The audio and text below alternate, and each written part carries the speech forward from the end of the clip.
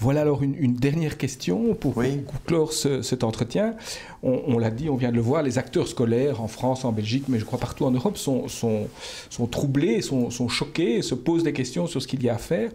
Est-ce qu'on pourrait vous demander, à partir de votre expérience, même si vous n'êtes pas enseignant, mais votre expérience d'intellectuel, d'écrivain, d'éditeur, de journaliste, qu'est-ce que vous pourriez dire aux gens qui, aujourd'hui, hier, demain, se trouvent dans des classes multiculturelles, dans lesquelles la stigmatisation existe, dans lesquelles la violence ou les traces de violence peuvent exister? Qu'est-ce que vous pourriez leur conseiller, leur donner comme message? Je voudrais leur rappeler une bonne nouvelle qu'ils peuvent regarder chez leurs élèves.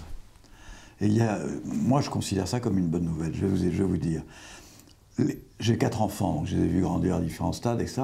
Les jeunes d'aujourd'hui ne supportent plus les leçons de morale. Ils ne veulent plus entendre parler de ça. Des gens qui viennent comme ça, qui leur disent « il faut faire ça, il faut faire ça, il faut faire ça ». Parce qu'ils ne supportent pas les leçons de morale, parce qu'ils ont toujours le soupçon que la personne qui leur dit ça ne vit pas elle-même selon la morale qu'elle enseigne. Vous comprenez ce que je veux dire?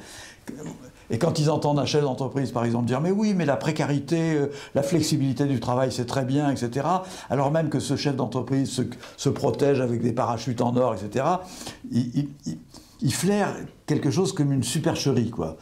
Et en revanche, est-ce que vous avez remarqué que quand il rencontre quelqu'un qui vit comme il pense, c'est-à-dire qui applique dans sa vie quotidienne ce qu'il pense, ce qu'il dit et la morale qu'il exprime, quand il est cohérent avec lui-même, alors je m'aperçois que dans le jargon lycéen, ils disent à ce moment-là, alors là, total respect, monsieur, total respect.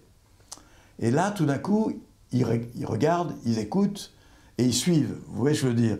Je vais vous raconter une histoire que j'avais racontée une fois dans un livre, mais à l'époque, mes filles étaient encore au lycée, maintenant elles ont 30 ans, 32 ans, très bien. Et elles étaient en 3e ou en 4e, je me souviens, et on discutait toujours, elles étaient au lycée en Charente, on discutait de l'éternel problème dont parlent beaucoup les parents. Il y avait beaucoup de chahuts dans les classes, il y avait beaucoup de drogue, un peu, enfin, c'était un désordre assez généralisé, comme dans beaucoup d'écoles. Mais j'avais remarqué, depuis 1 ou 2 ans, que chaque année, il y avait toujours un prof avec qui ça marchait.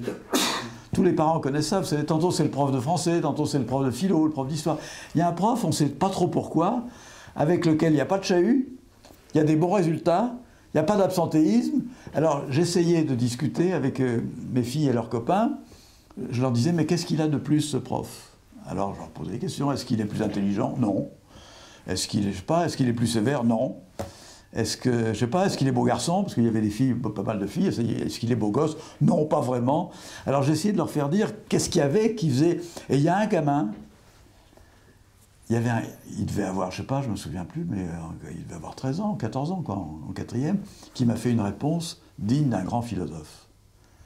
Qui m'a dit, Monsieur Guibaud, mais vous comprenez, ce prof, on a l'impression qu'il croit ce qu'il nous dit. C'était une réponse magnifique, ça veut dire qu'on a l'impression qu'il habite sa parole, il ne récite pas quelque chose, il pense profondément et sérieusement ce qu'il nous dit, alors du coup on écoute et on le respecte. J'avais trouvé que c'était une belle leçon. Et il ne faut pas se lamenter sur le fait que nos enfants ne supportent plus les leçons de morale, il faut que la morale soit incarnée. Commençons à vivre, là aussi je vais citer Edgar Morin, une phrase magnifique, terrible, mais magnifique, qu'on devrait garder en tête.